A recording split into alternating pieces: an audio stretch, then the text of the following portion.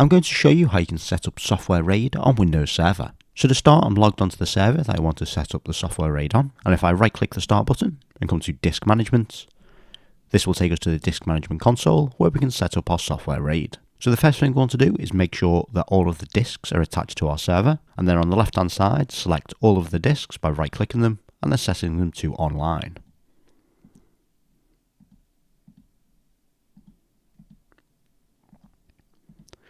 Once all the disks have been set to online, we can right click any of the disks, select initialize disk, make sure they are all ticked, and then format them as either GPT or MBR. I'm going to select GPT and then press OK, and now all our disks are set up and ready to use.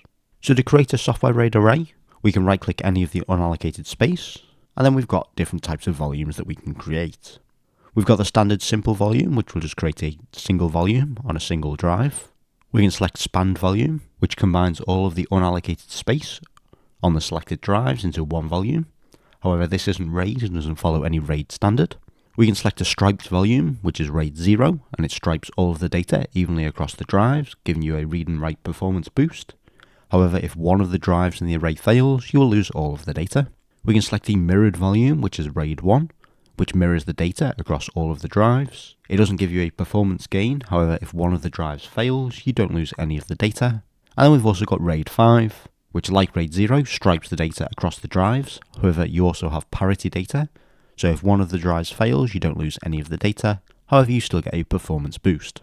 In this example, I'm going to select RAID 5, however setting up the spanned, striped or mirrored volume is the exact same process. So I'm going to select RAID 5 volume, and then select next. Here we can select any of the disks that we want to add to our array. For spanned, striped and mirrored you need at least 2 drives. However for RAID 5 you need at least 3 drives. So I'm just going to add all of my drives and create a 5 drive RAID 5 array. Now you'll notice that one of my drives is 10 GB and the rest are 5 GB.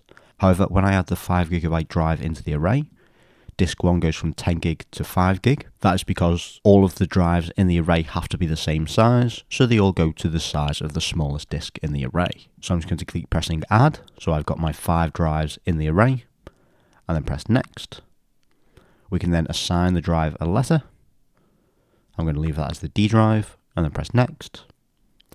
We can give it a name, so I'll call this RAID 5, and then press next, and then we can press finish to create our RAID array. It'll give you a warning just to say that it will convert them to dynamic disks. We can press yes to continue, and then that will start creating our RAID array. Now depending on the size and the speed of the disks, this can take quite a few minutes. However, as these are small disks, this should be relatively quick. And there we go, that only took a few seconds, so we can now see we've got our RAID 5 array, we've got our RAID 5 volume, and we've got our 5 drives in it. And if we come to File Explorer, we can see we've got a 20 gig RAID 5 array, and we can use just like any standard volume and create files and folders. Now if we want to get rid of this RAID 5 array, we can come back to the disk management console, right click the array and come to delete volume. This will give us a warning to say that it will erase all of the data. So if there is any data on it that you want, make sure it's backed up or moved to a different drive, and then we can just press yes to delete the RAID 5 volume. Again, this will take a few seconds. And there we go, the RAID 5 array has been deleted and all of the space has gone back to unallocated. So that's how you can set up software RAID on Windows Server.